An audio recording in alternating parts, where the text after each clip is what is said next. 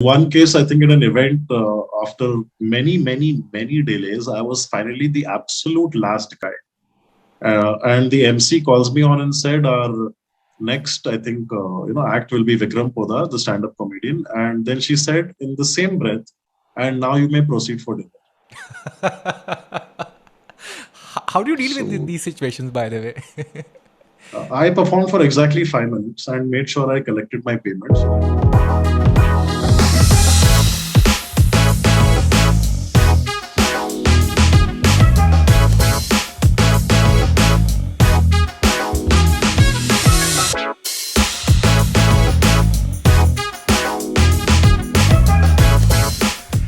Hi Vikram, thank you so much for joining my channel today. I hope you're doing well.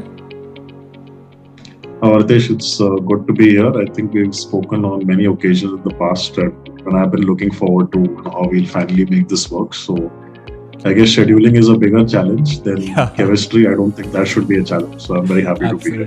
Absolutely. Thank you, Vikram, for joining in. And I'm really looking forward to this conversation and, in fact, very excited about it.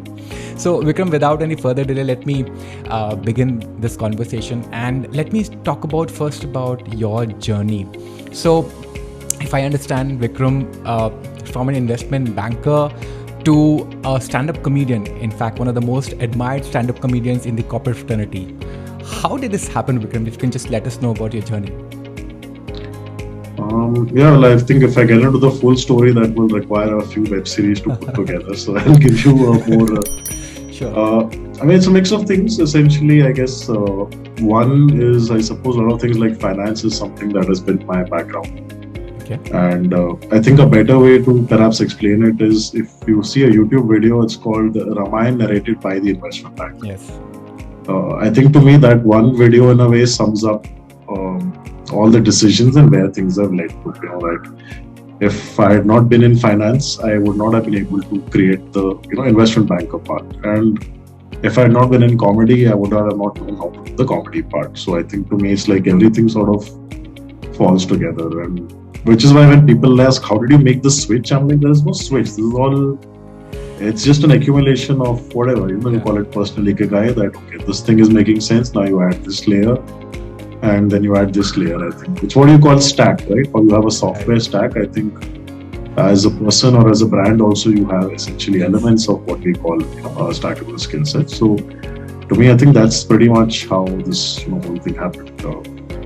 On a more personal level, I think I was looking at a layoff in 2009 from a consulting firm. Okay. And that time then I joined Toastmasters because I had a lot of free time, as you can imagine. And I think that's where people told me I can be funny. A friend dragged me off to an open mic, and then things happened sort of after that. Okay. I think that to a fair extent is how, in short, how this journey took place. Okay. Right. So, if I understand correctly, so your turning point was that layoff that you just talked about. Is that the point that you realize that, okay, this is probably the one area that probably I'm good at and I want to explore that? Is that a turning point in your life? It's not like at that point I was looking at, this was in 2009. So the English stand-up comedy industry had not even started as such. So I did get another job in a completely different field, in a completely different role. I was working in an in-flight entertainment company in sales. So it was a new profile, a new industry in every whichever way. But I think I saw that my sales DNA there was of a guy who's always customizing to context for clients. So like when there was this annual exhibition which used to be held in California, and then after that we would interact with all the airline clients, thanking them. And we had a doodling software for in-flight doodling. So I used that to create logos of the airline or, take their country's slogan and create something from that. And I think that same philosophy is what went forward into creating customized to context comedy as well. I would say it's not just corporate, I would say more specifically customized to context. It's like you do the same thing for, say, the wedding of Motilal Oswal's son when it happened. It was again a customized to context show. I wouldn't call it corporate, but we took inputs and customized according to the specifics. I think that's what the real thing here is, to be very honest, if that makes sense. Okay, great to know that. So you said like comedy is, I mean, it started, I mean, it's just like a decade before when it actually took off. But then if I think about comedy as a business in India especially, it wasn't taken as a serious business. So how did you realize this as an opportunity, that to a sustainable one? I guess here again, I would say it's like the whole stackable skill set concept. If I had approached it as a stand-up comedian from the industry, from the ecosystem, I think I would have done it very differently, and yet would have done what everyone else is doing. And I think over the longer run, you start seeing the challenges of doing that, whether you're in a regular corporate career or doing something unconventional. If you are in the ecosystem completely and follow it blindly, I think you do land up in trouble eventually. In that regard, I guess I was lucky that I came from outside, not somebody who was as such, studying the arts or anything of the sort. While I was into elocution and things like that, but not like a lot of people who come into this field who have always been artists. So I think having the business perspective on it was that, okay, a niche makes sense. And then sometimes the market positions you. I never really took a positioning as a corporate comedian or as human resource, HR. That came from the market when somebody from HR told me you should combine your training in comedy. Why you're making it separate? That is the USP. And a show by SBI Cap, which we had done, that's why I did the same bit, Ramayana narrated by the investment banker. And the response I got there made me realize that, okay, this is something different. That's what people told me. That brings me to the next question, Vikram. We all are living a very stressful life, and be it in professional or personal front. And I believe comedy is one of the best antidotes to stress. And you've been doing this for the past 10 years, if I understand correctly. You've been making people smile and laugh. How does it feel when someone comes up to you and says that you made a big difference to my life? I'll admit it's always a little, when people often seem to speak for you. It's like, oh, you guys bring joy into the world, and you have such a tough job, and you're following your passion. To a lot of me, it feels like, how art and artists, you can create art keeping a certain thing in mind, but how the audience interprets it will always be from the prism of their own emotions and experiences. So I think to me, it's, I'm like, okay, I'm doing this thing. I'm glad that it's doing something for you. But I don't know if that's the reason I did it. It's like I do this joke also about how I got into comedy to make people laugh. I'm like, yeah, you know what? I'm messing with you. That's not the... even Seinfeld does speak about it. Like somewhere it's like, yeah, I'm going to make this happen. And then you register it. Yes, that laugh happened. Okay, they felt great, fantastic. It's like a checklist of sorts. As an artist, perhaps you might be able to appreciate better what I'm talking about, right? And that's the same for a singer or a comedian or anyone. You're doing it for yourself. Yeah. It so happens that the audience is also appreciating it, which allows you to do it professionally. If you market it right, I guess that's pretty much how that circle is. Right, and I'm sure a lot of trial and error goes into this process of kind of making it the best show, because when you try, you're not sure whether your scripts are well appreciated by the audience and all. So I'm sure you'll be trying a lot, testing it out, and then seeing whether your content does make sense to the audience or not, right? I think that's like I've written once, that essentially bombing is part of the process. It is entrepreneurship, right? Bombing is part of the process. It's like failure is Tuesday in this field. And it is one of the few fields where, and I think I have a LinkedIn article about that, I'll maybe share it with you. It's one of the very few fields where somebody would proudly say, on a big star, pata hai, wo show mein na koi nahi hansa tha. 25 minutes we were there. There's never in history will a marketing guy, we did this campaign. We spent 25 crores, no hits came on it. In no other field would you say it with such, pride about a moment where you had a difficult time on the field. And almost unheard of in corporate India. I think that's something that they could perhaps learn.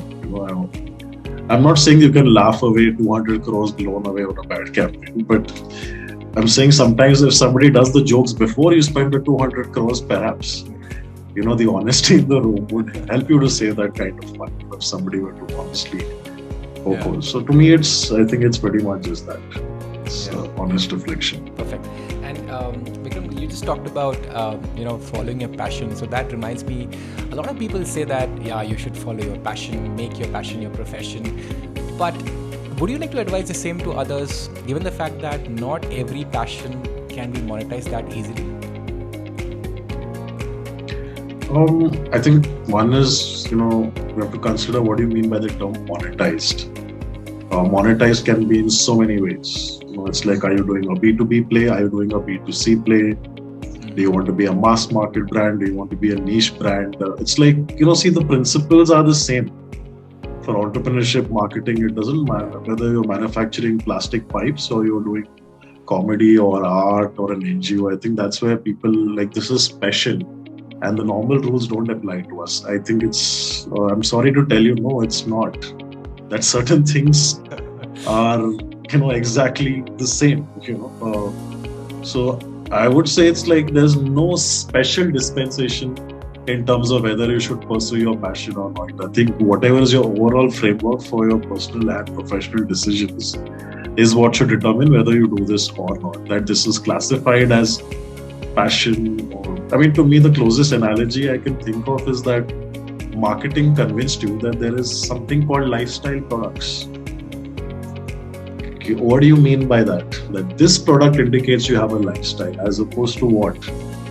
It's again a personal thing, right? So that's the marketing element of it, that it's pursuing your passion. Who benefits from that? Somebody who sells you a course on 10 ways to pursue your passion. He's the guy who's making money from that kind of ideas. So Vikram, my last question to you is, I know you've done so many shows at corporates and in so many open mics you've done for the past 10 years. Any funny incident that you remember that you would like to share with us? I think the most challenging thing in this question would be to pick from the list. Essentially, if I want to. I can think of a lot of things which not necessarily are client related also. We had this engagement with Grasin in Mauritius, and I remember somebody from my team, he had also come along with me, and we had all sort of crazy adventures. Like, I think I was working on the assignment in the hotel room, and then he had gone to a party on the client side. I think I was the other way around. Sorry, I was at the party, he was in the hotel room working. Then suddenly I get a phone call from him saying, do you have cetirizine, dude? I'm having an allergic reaction. And he apparently has allergic problems. And for some reason, he chose not to carry it to a foreign country, knowing that he faces those issues. So we're now scrambling to get him a cetirizine. And then we went scuba diving and he jumped straight. The guy just dropped us straight into the water. I can swim, he can't. So he went straight through and he lost a flipper as well. And we come up and the first thing the guy tells us is, the flipper you lost, you'll have to pay money for this. And I'm like, well, this is a fun vacation. So fun. So. Indeed, that's really fun. Those kind of, it happens. Of course, we've seen things on the client side also. I've had, in one case, I think in an event, after many delays, I was finally the absolute last guy. And the MC calls me on and said, our next, I think, act will be Vikram Poddar, the Standup Comedian. And then she said in the same breath, and now you may proceed for dinner.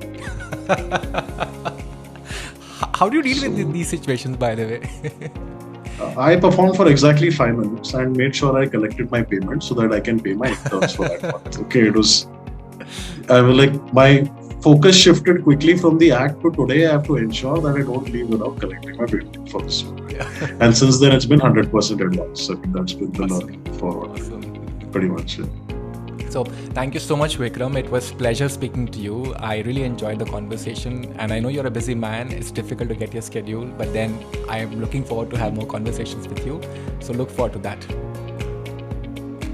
Thanks a lot, Ritesh. I understand that you also have a lot of things going on in your life, and I really wish you all the best for many more adventures that brings you. And to your audience, I would only say, haste raho, that's all I'll say. Let's keep laughing no matter